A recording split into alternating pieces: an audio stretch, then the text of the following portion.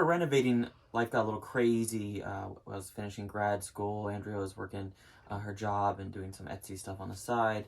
And then on top of that, we had multiple hurricanes we had to go through while renovating. So we kind of stopped filming quite as much, but we're going to play a little bit of catch up here. So we'll talk about the kitchen. There it is. That's it. You've seen the whole kitchen. That's it. Nothing to know. We went ahead and painted everything that terracotta kind of color, as well as kept the original countertops, original sink. But we did find this spigot? I don't know. Faucet? What do you call this thing? A faucet? Spigot! It's like one of those you gotta pump it. We found this faucet on Amazon. We were looking at a bunch of different ones. This one came on like a flash sale for like 25 bucks. We said, grab that sucker, get a matching soap dispenser, call it a day. One thing to keep in mind is that a lot of these like older RVs have like a 3/4 inch connector, which is similar to like how toilets connect. So when you're using a residential faucet, you just need to step down or step up, get some adapters, but it's only a couple of bucks and super easy to do. The other thing we did was put a peel and stick backsplash on. Now, this stuff works really well if you're not stupid, and unfortunately, I'm pretty smart. And instead of just approaching this and picking a direction and going all the way over, I decided to do both the top and the bottom at the same time. So that caused some spacing issues on the far left here, you can tell, as I tried to make them meet. So I would recommend, even though it's peel and stick, maybe using some tile spacers before, while you're placing them. The other thing is, keep in mind that this is like a metal veneer over top of a rigid plastic. So we cut it with razors, but it can be difficult to do round corners and stuff. So there's a lot of expansion caulk in here. There's another problem with this. Again, my fault. I didn't prep the surface well enough, and I used a pre-mixed grout, and it was a pain to get off of here. So I had to do some light sanding, where I caused some tarnishing over the gold accents. I just don't care anymore. So when we were replacing all the lights, I replaced this one here, just a little extra light, just a thin little LED bar that's hardwired in 12 volt. And then this is a cellulose shade from one of the big box stores. I don't remember particularly which one, but it was perfectly sized. And honestly, these are some of our favorite shades since we have like 16 different types in here. I think it's 4, but it's enough. So we've tried them all: IKEA, Lowe's, Home Depot, Amazon. But these ones are some of our favorites. So in this spot, there was a swivel chair. It was like big, heavy, and ugly. So we dismantled it and we threw it out this door. And then we bought a kind of pre-made wall cabinet from another one of the big box stores. And this is kind of what we consider the stinky cabinet. Because divided in half, we have Peanut's litter box on this side and the trash on this side. And then on top, we have a little cubby to put all our shoes in. It goes all the 36 inches to the back. And then below that cabinet is a tunnel for Peanut to access her litter box. So they're behind the passenger chair, just to the side of it is a cat door that Peanut can go in and out of. So this is where she escapes to and where she poops, frankly. I also hardwired in a little exhaust fan I made out of a 50mm computer fan, some PVC parts, and then I just ran it to the bus bars that are underneath the stairs and put an inline 1/2 amp fuse in it.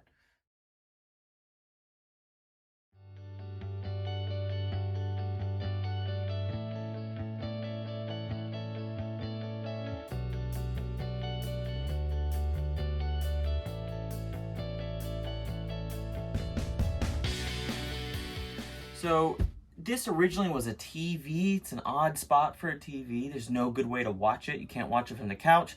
You can't watch it while you're driving. I'm not sure if you're just meant to stand in the kitchen and stare. So we took it out, and there was all this unused space. So we kind of just threw in some hinges, put a quick little cabinet in there for some extra storage because you always need more storage. Bing! Towels. Pretty much it. And then we slapped on the original Bounder sticker. We kept it, or not sticker, I don't know what the hell this thing is. It's like a wood plaque. Yeah, fake wood plaque. And then we, Andrea just covered it with some like coppery gold leaf, rose gold leaf, I don't know. And we put that back on there.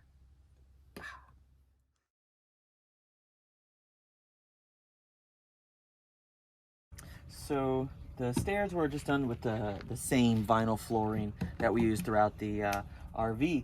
And then we used some, essentially a trim piece, transition piece that we found, cut and surrounded it, and peel and stick tile on the side. So here we are in the bathroom, if you couldn't tell. We essentially just got everything primed, painted the walls as usual, took off the piano hinge door, put it all back on. We decided to make all the hardware matte black, so we have a matte black residential faucet, matte black handles, matte black toilet paper holder. There's pineapple shrimp, lemon shrimp, coconut shrimp. We did find a desert-themed wallpaper on Etsy, Andrea found. There's a seam running right down the middle, so we hit it with this matte black IKEA mirror. Yeah, there's really not much to say about a bathroom. Got a nature's head. Don't zoom in too much on that sucker, but we like it so far. We've emptied it once. On a previous episode, we spoke about how the floor was being lifted by the slide out. The way that we solved that is just by putting a transition down. Essentially, the slide out slides over top of this metal transition. I have some more work to do and some more problem solving to do, but it's working for now.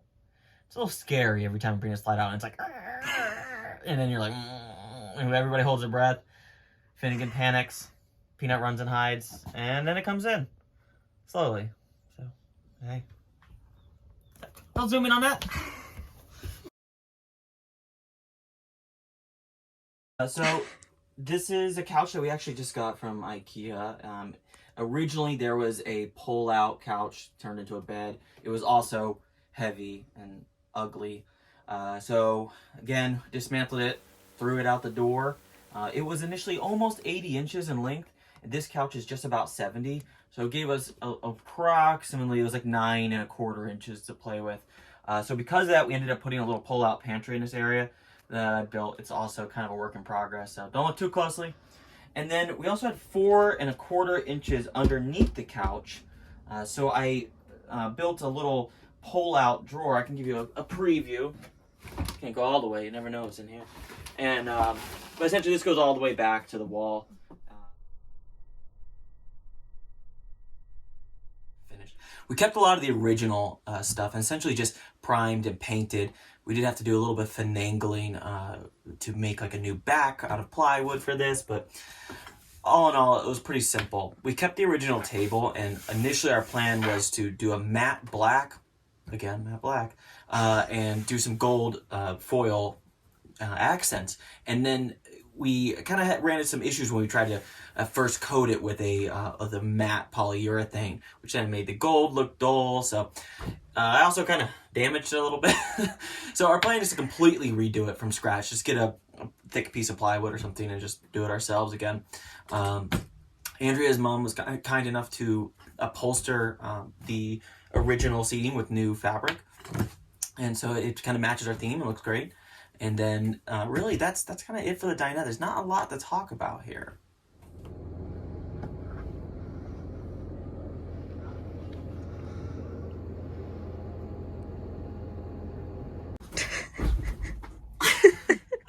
We're here in the bedroom.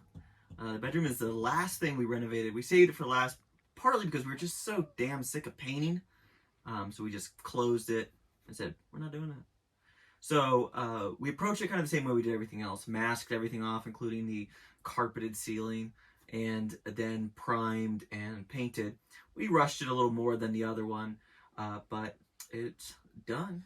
We ordered a wallpaper off of Etsy that was kind of like a sunset with mountains that was similar to the color palette that we had chosen for most of the RV. We actually placed this before painting because it came in and we were just too excited to put it up. So then we had to mask that off as well. And then we just framed it with some 1x3 stain to make it look a little bit like a window, kind of like you're looking out into the desert. There's some seams, but we don't care.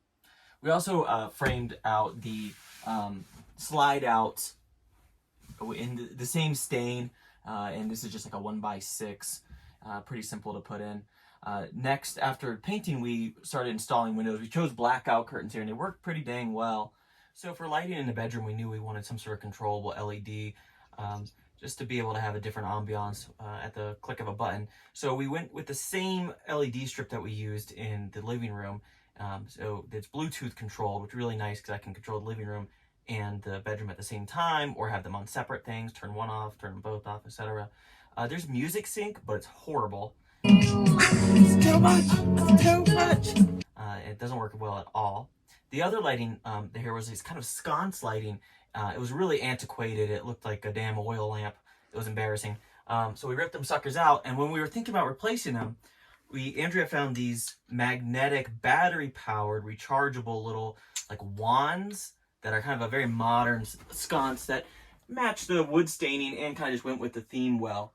So I just pulled the wires out and capped the ones that I couldn't pull, and we just recharge them as needed. So for hardware, we chose a very similar hardware to the ones that we'd used in the living room, kitchen, dinette area, except it's got an acrylic with like a gold accent.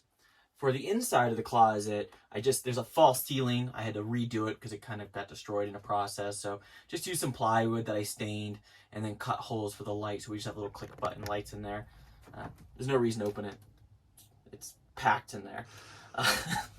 So as is common with most RVs, there's storage under the bed, little hydraulics. It's pretty packed under there, but it's really helpful.